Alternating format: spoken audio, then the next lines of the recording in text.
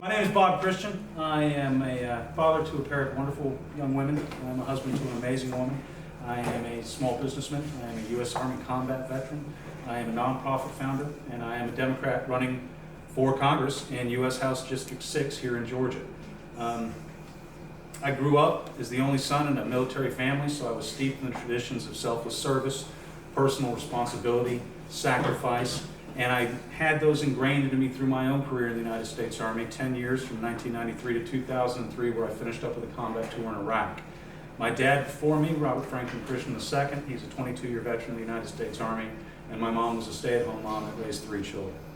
It was an interesting upbringing, and it showed me a different side of life, and as I grew older, the lessons that I learned through both my upbringing and my experiences in life carried with me throughout my life, and it brought me to this stage of it where I feel that my running for office is just an extension of my already sworn oath to defend the Constitution against all enemies, foreign and domestic.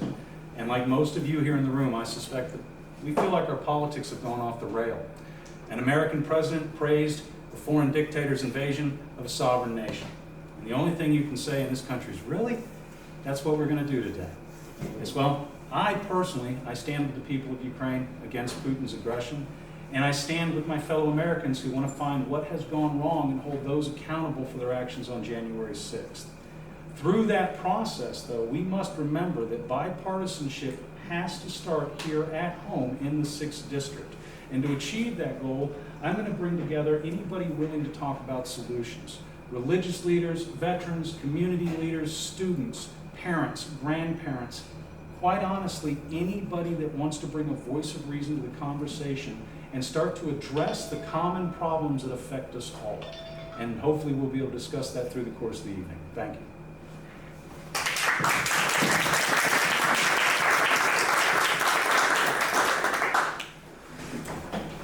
So my name's Wayne. Tell you a little bit about myself since we have time, and we'll get to the issues soon enough.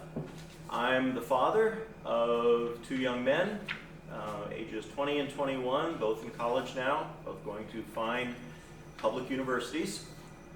And that's been a wonderful role, and certainly has strengthened me on being a coach, especially at the ages they are now. So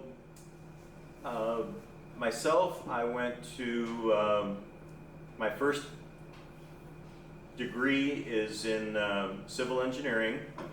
I later went back and I have master's and doctorate in international relations.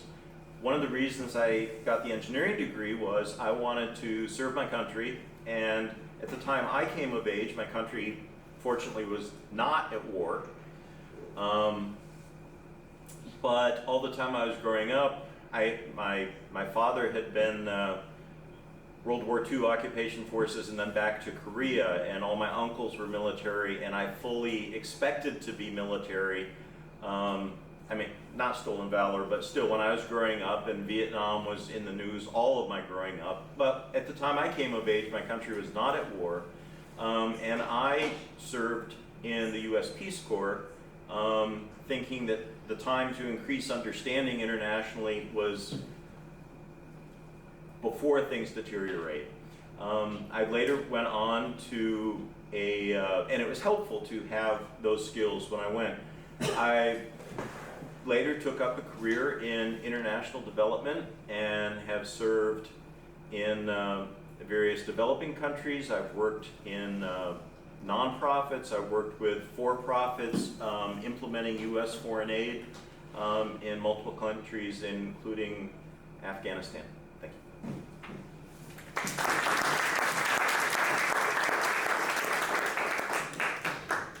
Over the next several months, some of our Forsyth County high school graduates will be entering the military as their initial career path. Could you share your position on the use of our military in relation to the war in Ukraine? Please elaborate. Well, Ukraine, the conflict in Ukraine is drop dead serious. Basically, at the end of World War II, when the United Nations and the existing international system was set up, It was basically a way of saying, I mean, at the end of World War II, we wanted no World War III, and we also had nuclear weapons, you know, so we set up the United Nations. Basically, the new rule was no wars of conquest. And there's been no war in Europe, major war in Europe, since the end of World War II. Now, European history, full of wars going back 2,000 years, but the system, imperfect as it is, has worked. Now you have a war of conquest, invasion. So, we're not sending American soldiers into Ukraine. We are training, we are equipping. But I fully support, and always putting American servicemen in danger is a last resort. But I fully support working with NATO at this time, including sending American troops to frontline NATO countries, which now include Poland and the rest in that region, because this is pivotal for the world and for world peace and for preventing other conflicts, in addition to obviously all we can to stop the horror that's being perpetrated upon the people of Ukraine. And again, remember, NATO countries stood with us after 9/11. The first time the collective security agreement was invoked was on our behalf, and our NATO allies went with us into Afghanistan. So I do not take putting American service people into harm's way lightly, not at all, but this goes to that story. Thank you. The very first thing I would like to say in response to that is thank you to the young people that are enlisting in the services. It's necessary for people to join our forces and to go forth and represent, especially at a young age. It'll be an experience that they will enjoy, and it'll be an experience that carries with them through the rest of their lives. And hopefully, it will be a peaceful experience, because at the moment, despite what's happening in Ukraine, I do not advocate putting American boots on Ukrainian soil. This is a NATO issue, and NATO is defending NATO, which means, as Wayne said, putting troops in Poland, which means putting troops in Romania, which means bolstering the Ukrainian Defense Forces and providing them with every level of support that we can provide, short of putting American boots on Ukrainian soil. The limits of my support for an intervention by American soldiers would be as part of the United Nations peacekeeping force, which I believe now that they have entered into peace talks in Ukraine, whether that's a front for either side, gives us another leverage point to say, stop this. This is over now, because it is the specter of war in Europe that we haven't seen in 60, 70 years. It can lead to more dangerous things. But if we take the first step of what will be considered aggression by putting U.S. troops in Ukraine, then we will be responsible for accelerating it. At the moment, the United States is doing everything it can to support the Ukrainians. And it is working. The Ukrainians have put up one heck of a fight, well beyond what was expected from them in the beginning, and well beyond what anybody could have hoped for. We are seeing levels of heroism and leadership out of that country that have just not been witnessed since the last war in Europe. And that is an inspiration to all of us. And that is what we can rally around. But at the moment, as horrible as this is to say, this is a Ukrainian problem that we must keep contained within those boundaries. And if it is necessary to put troops to keep it in Ukraine, at that stage the decision can be made. But at the moment, it is a contained crisis that is going as well as can be expected for our country. And hopefully we can do better for the Ukraine. Thank you. Many of us can think of a teacher that has made a positive impression on our lives. Unfortunately, there are wonderful teachers all over the country, even here in Forsyth County, who are quitting their jobs and leaving the teaching profession. Do you believe our education should only be addressed at the local or state level? Or do you believe Congress has a responsibility to ensure quality teachers and quality education nationwide? Who first?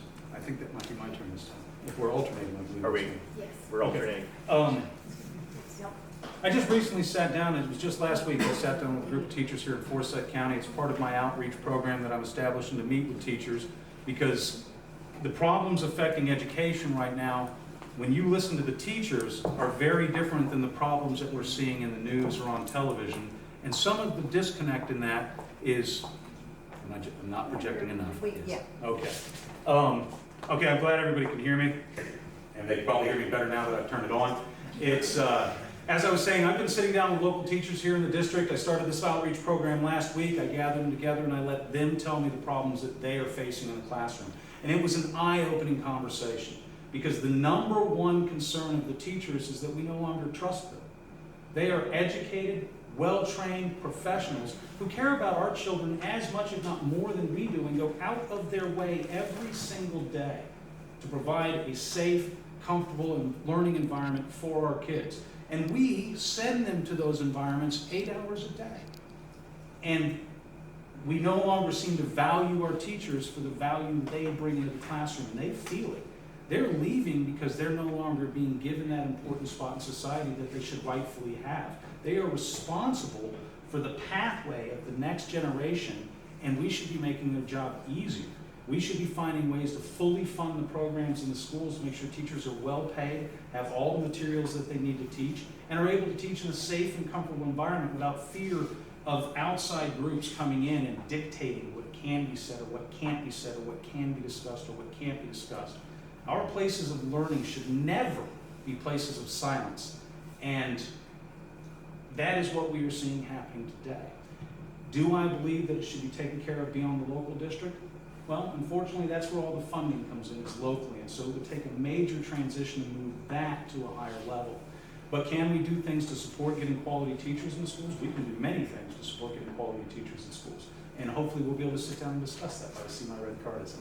The problem with trying to address this issue at the national level is the attempts to do so over the past 20 years have been a train wreck. I mean, the Clinton administration tried to improve national competitiveness by setting national standards. That didn't work. The George W. Bush administration totally criticized that, but then what did they do? They set, slightly different national standards. And that was a worse train wreck. So I don't think it can be dictated from on high, yet leadership matters. And leadership, I'm also seeing this issue. I was at the our competitors, the Republicans, candidate forum for this position, and they were very respectful of military personnel. Great. They were very respectful of police officers. Great. They were contemptuous of school teachers.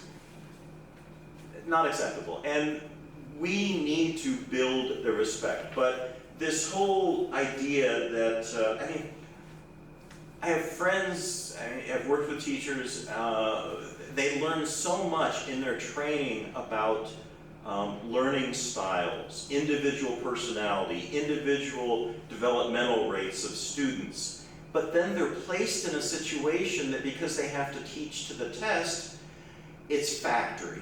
You're in 3rd grade, so your development should be, and again, my kids are in college now, I just went through this with my kids at each. There's tremendous pressure for the kids to meet expectations, one size fits all at each age coming up. It's not where we need to be. There's going to be, and I would reference, strange as this may sound, the Malcolm Baldrige Quality Awards, which I wouldn't be surprised if no one's heard of it, but in industry, it was a way of identifying and rewarding excellence and talking about that instead of playing gotcha with teachers whose schools didn't meet the standardized test quota. Thank you. In the United States, large numbers of citizens never register to vote. Here in Forsyth County, there are thousands of registered voters who never even cast a ballot. Many of them are young people.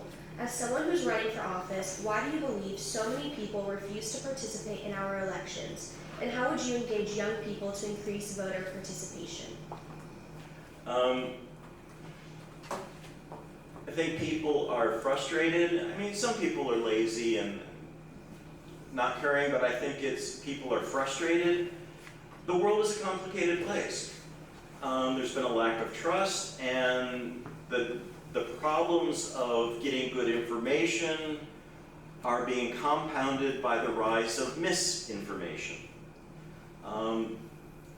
Basically, my best answer is I'm trying to do my part, I think we both are, in running and trying to present things as clearly as we can, present our positions, present our take on complex issues as best we can, and that's mostly what we as candidates at this point can do.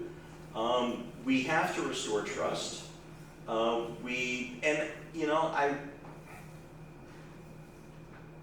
If Ukrainians finally shake off Russian aggression and reestablish their democracy, think those folks are going to vote? Yes. I mean, think after World War II and national crises, American citizens voted. So I hope it doesn't take something horrible at home for people to value their vote. And I understand why people feel that their vote doesn't matter, but it does. And it's continual education, and it's part of our civic responsibility, all of us, to continue to share that. Certainly us candidates, but all citizens. The importance of it, the meaning of it, and eventually the power of it. Do I have a one-size-fits-all solution? No, I'd be lying if I did, but it's a question of integrity, and it's a question of civic culture in this country. That's a loaded question, because there's a lot of answers as to why people are not engaging in our system. But I think the biggest reason is because they're not seeing results. We have been sending some of the same people to Congress for 30, sometimes 40 years. We are suddenly dealing with new versions of the same problems that we've had for 30 or 40 years. Very few of our problems are new, they're just different versions of the same old game. And so the reason that people aren't participating is because they are suddenly saying to themselves, what's the point? I've been sending people up to represent me, I've been sending people to talk about my problems, I've been sending people to try and fix these things, and I don't see anything happening. So instead of continuing to send the same people or send different people, they're just like, I'm just not going to do it. I'm going to let other people worry about that. That's probably the most honest answer as to why people, especially young people, are not participating in our elections. They're just not seeing results, and they've begun to think, what's the point? And how you fix that is you talk to people about the issues that are important to them, because we've gotten away from that. As I said earlier, what we're seeing in the news that are the issues are not the issues when you get out and start to talk to people, especially not when you talk to young people. I think the biggest issue in the young people that I've talked to is, what are we going to do about the environment? That's critical to them right now, and you're not seeing that addressed on a major level by anybody, and the people that are addressing that are paying it lip service. And so your young people are looking at it saying, no, they're not talking about anything that I want to talk about, so I'm not going to participate. And so I will fix that by doing the best I can to find out what issues touch base with young people and make those a focus of my campaign. Because I suspect that since young people are the future of the country, the issues that are important to them are going to be the issues that are important to the rest of us. And I hope that we can corral that power of youth and vault it to where it needs to be, because you guys are the future. And so you should take an active role in it. You should get out there and you should vote. Just send different people to Congress. Send one of us. Send me. What changes, if any, would you propose making to the Affordable Care Act? Do you believe the federal government should take a larger role in providing health care coverage, such as through a single-payer system, a public option, or expanding Medicare? The Affordable Care Act was passed 13 years ago, I think it was. I know it's been well over a decade. I'm pretty sure it was 13 years ago, and they just celebrated that. They had a big moment there in the White House, finally brought President Obama back into place. It was good to see him there again. What I would change about it, the only thing at the moment that I think that needs to be changed about it is we have to find out why almost half the states didn't participate. This is money that is set aside. This is money that they've already put into the pot. This is money that belongs to those states, belongs to the people in them. And yet half the states didn't participate because there was an option to not. Now, some of that is just sheerly due to red-blue politics, plain and simple, and we're not going to sway the states that made the decision based purely on that unless we can change who's in charge of those states. But we can go back and look at the bill. We've got 13 years of data. We can build on what worked, and we can kind of try to excise those things that didn't work. And the key to making it continue to work is to make it more attractive to the states. Possibly that means taking away the opt-out option and just saying, look, this is how federal programs work. We voted it in place. It's a federal program. You have to do it. Obviously, that's not the best way to govern anybody. We want to have participation and things together, but it should be amongst the many things considered on the table. When we take this opportunity to revamp the Affordable Care Act, we also need to start looking out at the other programs that we have available to us, finding what may or may not work from the variety of healthcare options that are available in the United States. Because at the end of the day, right now, as exposed by COVID-19, our healthcare system failed the most vulnerable members of our society on all areas of our society. It was a bit of a shock to everybody involved. And so we need to take this moment, look at those weaknesses, find what's working now, and make it better so that we have a system that ensures patient dignity, patient privacy, and patient choice. Because without those three things, it doesn't really matter what kind of system we put in place. We're just kind of processing people through the mill. Thank you. I fully support the Affordable Care Act. I think the Affordable Care Act is making wonderful progress. As a self-employed person, I've bought health insurance in the exchange, and it was wonderful to know that my boys were fully covered. I think I agree with Presidents Obama and President Biden that the thing to do is to build on the Affordable Care Act. I look forward to when we go even further with providing access, and then we can put even more effort into cost containment. The healthcare, when I was a kid, healthcare was about 5% of the U.S. economy. Now it's about 20% of the U.S. economy and growing. It's just, as a percentage, it should be the same. It's just growing. And it's very complex, but we have smart people. We can work on cost containment, and certainly joint combined negotiations with pharmaceutical companies is only one example of how that can happen. I am not for single payer. I don't see it at this time. Perhaps if the culture in this country has greatly changed in, say, 20 years, it should be revisited. I'm not for single payer at this time. And I do believe, my guess is that individual choice, being able to choose your doctor, choose your insurer, is going to continue to be important to Americans. And you can't, medical care is not a complete free market. If you studied economics, you start to have a heart attack, you go out and take bids. But as many market mechanisms as can be put in place, great. However, I do think the public option has great potential. I think expanding Medicare has great potential, and we should be pursuing those things. Thank you. How do you define infrastructure?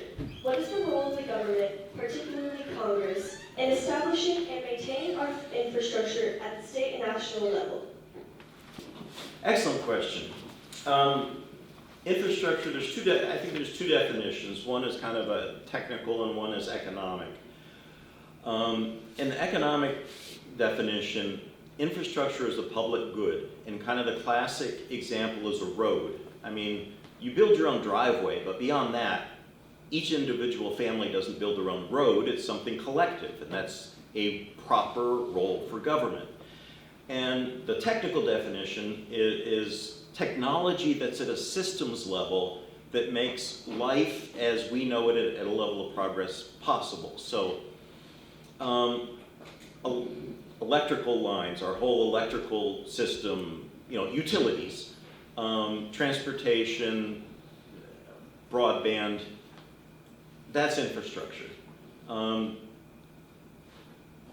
And it's especially the role of government, but at various levels. Certainly roads, and as you know, there are town roads and county roads and state roads and federal roads. But as a member of Congress, we can do more than just get behind funding for federal projects, somebody to do infrastructure right, there needs to be planning, master planning, there needs to be coordination. So as a congressperson, I would reach out to local, state, government, bring federal resources in. I mean, if somebody tells you they're going to go to Congress, they're going to do it alone. I will remind you that the Republicans talked for years about an infrastructure bill, and this past year, the Democrats got it done. And since that infrastructure bill was passed, it is funny, not a single Republican voted for it. All of them are now taking credit for the projects that come to their district. And Governor Kemp is taking credit. We have another Democratic congressperson who's taking credit for projects that are coming to our district. Hey, they're coming, great. But there is a coordinating role that we can play as a congressperson. And the other piece I would put in there is we don't need to just build back and refresh what we've got. We need to modernize, we need to be efficient. There is a whole next level of cleaner, we can't just keep paving an ever larger footprint, but there's a whole next level technology that's coming along that, and other countries are passing us by, and we need to get to it. It helps the whole economy. Defining infrastructure, as Wayne touched on, is a different topic because it means different things to different people. The question for how I define infrastructure comes down simply to having the things in my life that I need to conduct my life. When I get up to go to work, I want my roads to work. I want my streetlights to work. When I come home at the end of the day, take a shower and clean myself off, I want my plumbing to work. I want my sewage system to work. When I log into the computer to relax or work or research, I want my internet to work. And I want the digital infrastructure that supports that to work. And all of us here in North Georgia know the small frustrations when those things don't work like they're supposed to. And that's where we feel the impact of infrastructure, and that's where infrastructure starts to change for each person that comes across the problems that they have. We, as Wayne again pointed out, Democrats passed $1.2 trillion in infrastructure to be spread down through the country, and through that process they defined infrastructure as not just our roads and our sewer systems and our streetlights and our power lines, but they defined it as the digital infrastructure necessary to take us deep into the information age, the groundwork for the fourth industrial revolution that's going to allow us to continue to build the economy, continue to bring jobs and to bring controlled growth into our area. But it's what we need to allow ourselves to continue to expand. Because without expansion, you shrink. It's the opposite of expansion. You eventually start to find yourself losing the resources you need to continue to maintain. And so for me, infrastructure comes down to what do we need to do what we do each day. And if that's go to work, well then we need good roads and good streetlights. If that's work from home, then we need a good digital infrastructure that supports that new gig economy. And if that is living happily in retirement and going to the city park, well then I'd like a sidewalk to walk down while I go to the city park. Infrastructure is different for everybody who defines it. But for me, it's having what I need to just be here every day and do what I do. Subject of mental health, an alarming number of young people struggle with feelings of anxiety and hopelessness. And young people have trouble knowing where to go for help. Do you believe our government could take steps to address this mental health crisis? Could you elaborate? This subject touches me a little bit differently than some of the other subjects we talked about tonight. I've lost 2 friends to the scourge of 22 a day. For those that are not familiar, that's the number of veterans that have killed themselves each day in the last 5 years. I believe some of the steps taken have reduced that number to 18 a day, which is still unacceptable. Suicide has jumped to the second leading cause of death of young people between the ages of 10 and 34, and there has been a gigantic spike in the suicide rates between rural, middle-aged white women, which they attribute to the after effects of the opioid crisis that ravaged the Midwest. All of these things talk about an unidentified crisis in mental health in this country. We do not have the infrastructure in place to take care of what is being displayed as a level of anguish amongst our young people. It's It's obvious that the government must do something about mental health. The very beginnings of it is mental health must be addressed as equal to physical health. It must be included as part of the whole package. We need to then create incentive programs around bringing people into the mental health community and providing that as low as possible into the society as we can. I envision seeing behavioral counselors in schools so that when children need some kind of help like that, when young people need that help, there is a place right there. They're in that building 8 hours a day. We can get to the problem right when we identify it, right there in the classroom if necessary, and have that professional level help available. If not, then we should be able to have that help available just within the community itself, and we're sorely lacking on that mental health network outside of our major hospital systems. And of course, here in North Georgia, those hospital systems are closing down fairly rapidly. So once again, we find ourselves deprived. The state legislature took a big step in passing the mental parity bill just recently, and their goal is to increase the number of mental health professionals per 100,000 in the state of Georgia from the current number of 8 to maybe 22, 25, I think is their end goal. The national recommendation is 43 per 100,000. And so we're falling short of that here in Georgia, and we are falling short of it across the country. And yes, I think it is time that the national government did things along those lines to increase that number. Thank you for the question. Step back a second to, what is the role and the ability of government? Now, our very conservative, not true conservatives, our very rightist opponents on the Republican side, basically many of them boil it down to the only proper role for government is national defense and a few other things, and let the private sector and what have you. Well, mental health is not something that we're going to solve with a command and control governmental legislation, yet I think they miss the role of government as leadership. And in terms of leadership, there's much that can be done and needs to be done. And certainly the recent Georgia legislation, as I mentioned before, as Bob mentioned, is very helpful.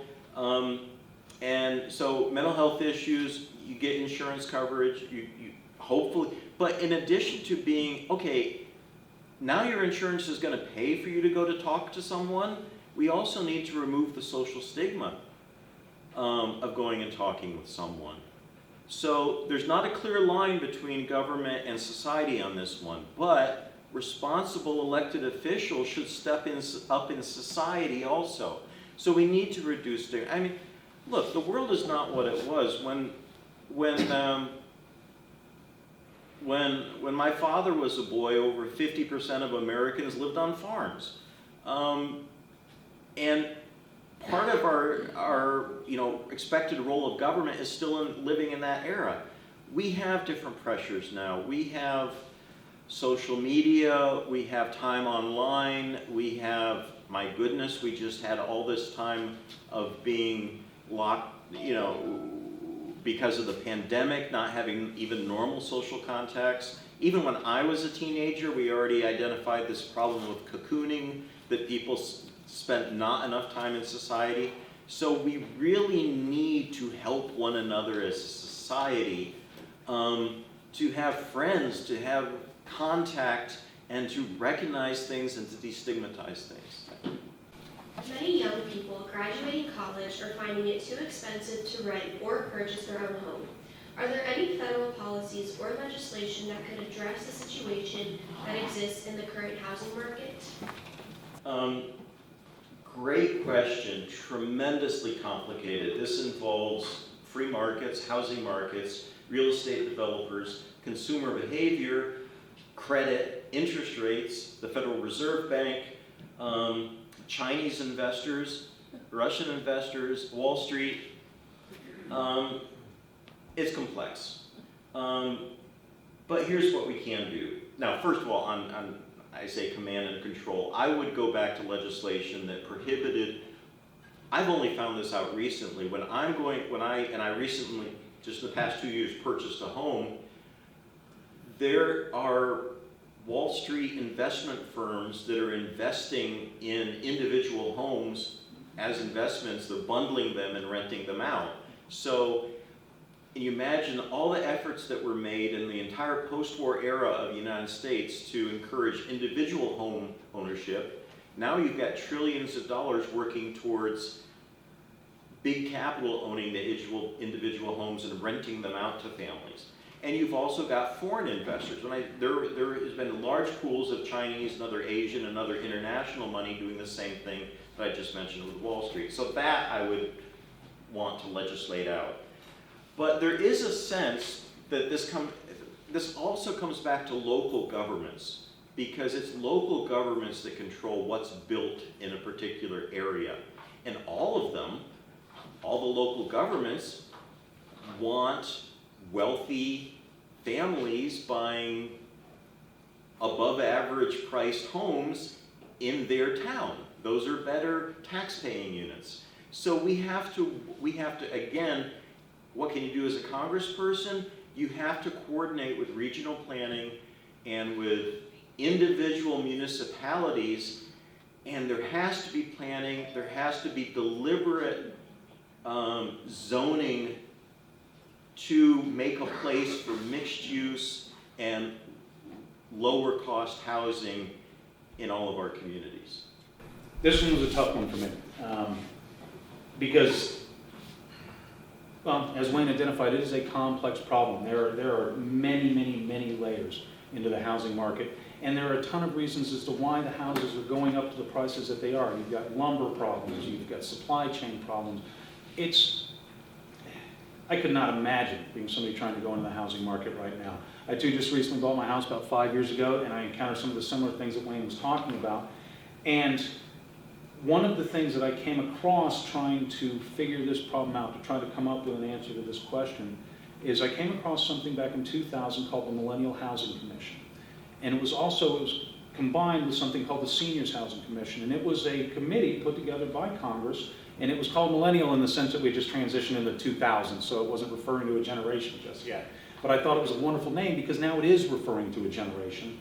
And it is probably time, 20 years later, to reconvene the Millennial Housing Commission and the Senior Housing Commission of 2001, because they put together a comprehensive report on what needed to be done to fix the housing market at that time. And some of those things were enacted. Some of those things led directly to the Clinton policies of ensuring single home ownership, of making sure that we had mortgage-backed securities, or were backing mortgages, I should say. It was a lot of the recommendations that came from that commission that they then instituted increased home ownership well up into the 70% throughout the United States.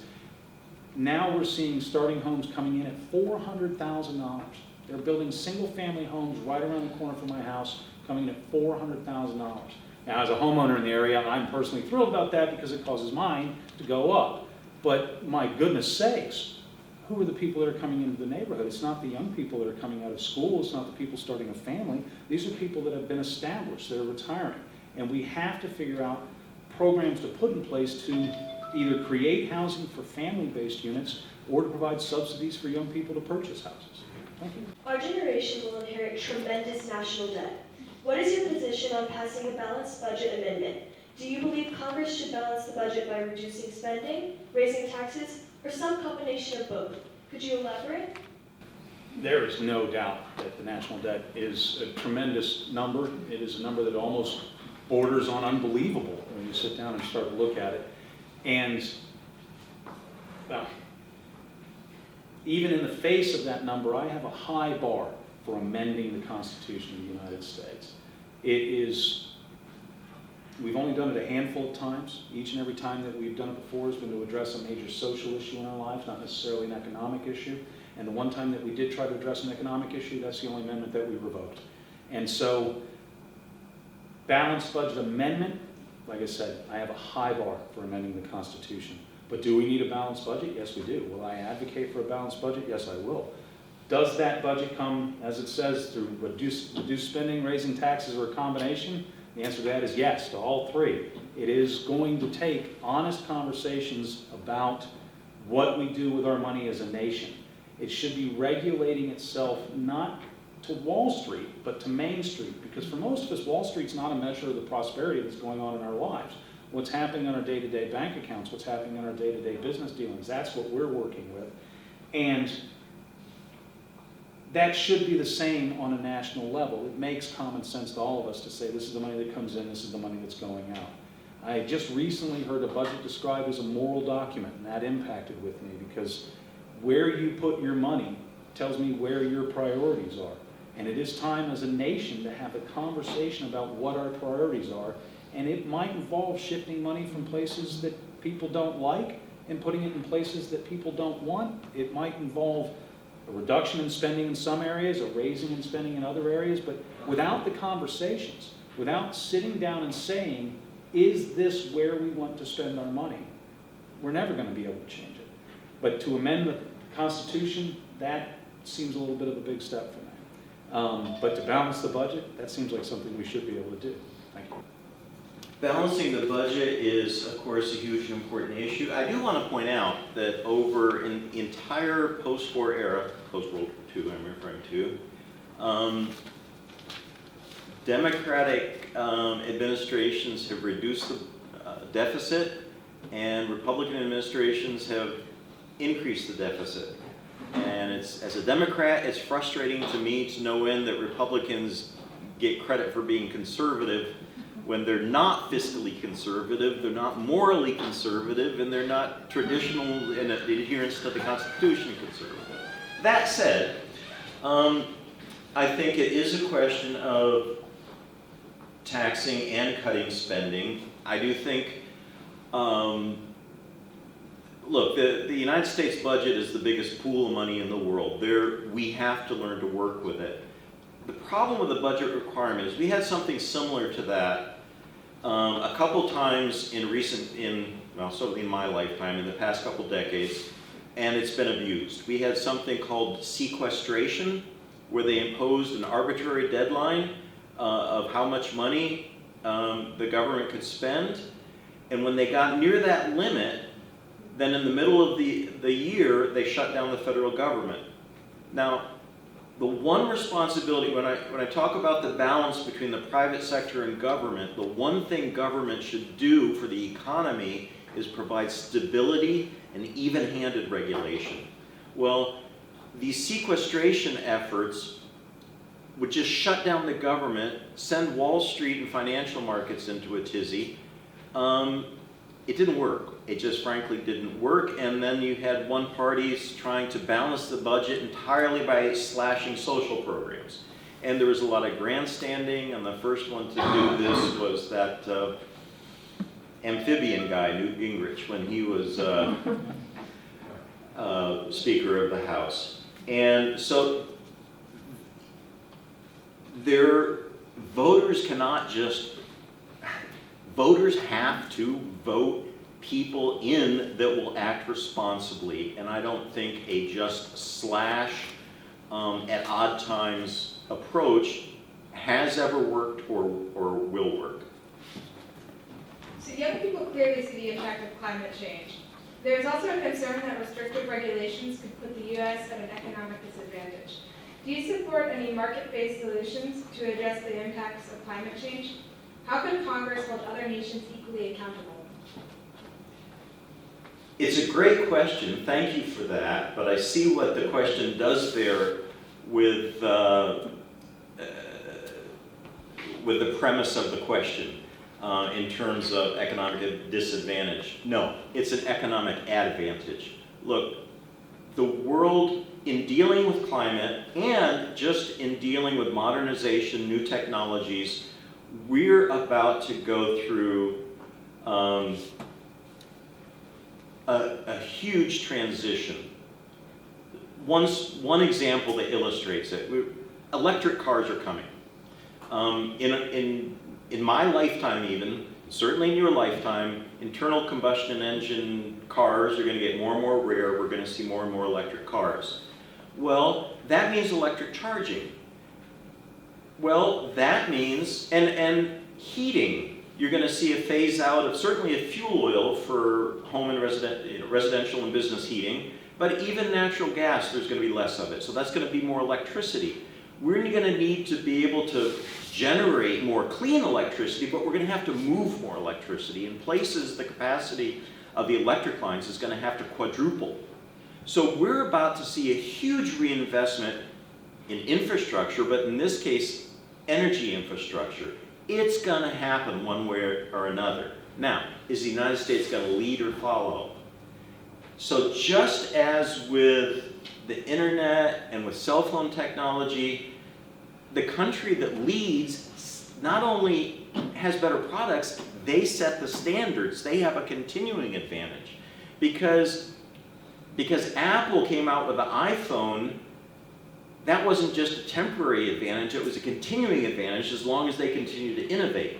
Well, if it's the United States that's innovating the new clean economy, it's going to be selling the technology to the rest of the world, and it's going to be tremendously more efficient. And it's going to be justifiable. And yes, that's all through the real innovation and production is going to be through the free market. And corporations have already decided this is coming, and they're already working in that direction. I think young people clearly see the impact of climate change because it's going to happen to them. And we're living through it. The bad effects that are coming from climate change will probably not show up until I've passed. And so that's the reason it is the most important issue for the younger generation, is because they are the ones that are going to go into that world that is being left to them. And frankly, at the moment, it's going to be a mess unless we step up now and do things. The very first thing that you can do at a national level is the Energy Innovation Act, sponsored by Ted Deutsch out of Florida, 96 other Democrats across the country. It puts in place what has proven to be the most effective market-based plan almost worldwide, which is a carbon fee and redistribution system that taxes carbon at a level that makes it more expensive to use. It forces the corporations to find other methods to produce their products at a cheaper rate. And to prevent that impact from infecting the local citizenry, it is refunded to them in the form of a carbon reimbursement. I just went through the calculator on the website the other day. I would get $6 back every month based on my footprint and the footprint around the world for me. And those numbers fluctuate based on how you personally use carbon and how your carbon footprint is. And it has been shown consistently in every country it's been implemented in to bring down the carbon rate of production faster than almost any other method improved. When Lucy McBath represented the 6, she was the only member of the Georgia delegation that supported the Energy Innovation Act. And I plan to follow in that footstep, continue the 6 behind that, and make sure that we have those solutions to the problem coming down. But as Wayne indicated, the energy demands that are coming for the future are going to take more than just what we have now, and we're going to have to increase the level of research and investment in research for future innovations that we're doing. We just saw the development of a photovoltaic cell that can now process energy at night based on the heat exchange between day and night, which I don't even profess to understand, but somebody does, and we need to pay that guy to figure it out for the rest of us. And that's the kind of stuff that can be done at the national level. Thank you. Could you share what inspired you to run for office, especially during a time when our political system has become so divisive? And, if elected, how would you approach working with people who you may disagree with in order to create bipartisan solutions and legislation that will pass in Congress with bipartisan support? Oh, it's so recent. I've never felt so popular in my life.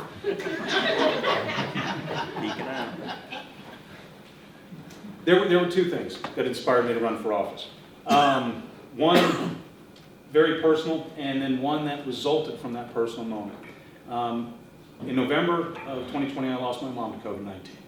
That's, if any of you recall, about 1 month before the vaccinations came out.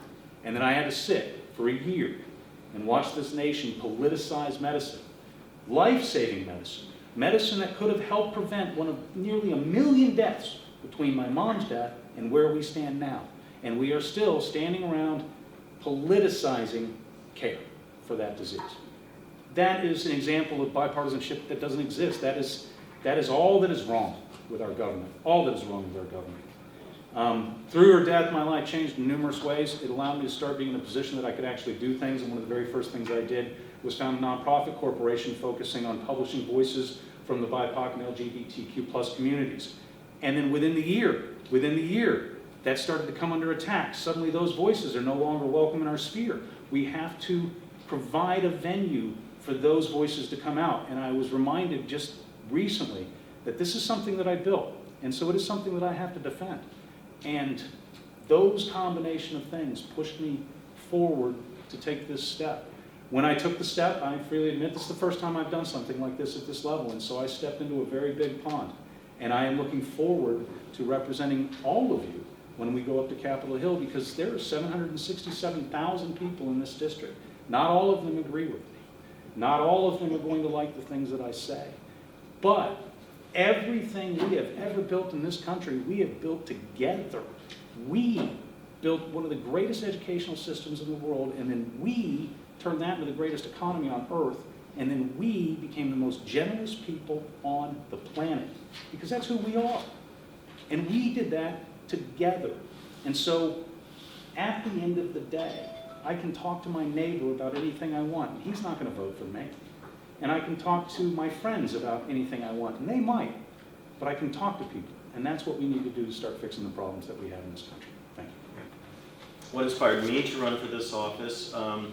Certainly not ambition. I had really good, strong plans for wrapping up my career. I had very specific plans for managing another sustainable development project in Southeast Asia, in an area where I had worked before, and I was looking forward to creating a team and going about that. But what we have going on in this country now, and including the redistricting of the 6th, here we are in the 6th, and it's not just contrarian that they said, oh, now it's impossible for a Democrat in the 6th. But they tried to make it impossible. And I got to tell you that our Republican opposition, I disagree with their policies, to the extent they have any policies. I disagree with their priorities. And I certainly disagree with their policy of obstruction. Now, we went to the, and again, I'm not casting aspersions, because I went to the open town hall where the Republican candidates for this position gave what they would do if they're elected. And they were just, one was trying to be more adamant than the other, that when I go to Congress, I will not work with a single Democrat. Any Republican that would work with a Democrat is a rhino, Republican in name only. And unfortunately, Republicans in Congress have demonstrated over the past 20 years and more that they put party over country. And we're just going to obstruct a Democratic administration, and that's not right. Public officials owe a debt to the public. A public official has to be working for the good of the country. And frankly, I can't go represent America overseas when our moral credibility is damaged at the core. So I'm also very alarmed at the threat to democracy. I'm very alarmed by the January 6th insurrection, and I'm doubly alarmed that it'll be successful next time. So I knew that someone had to step up, and then I looked in the mirror and decided I was someone. Thank you.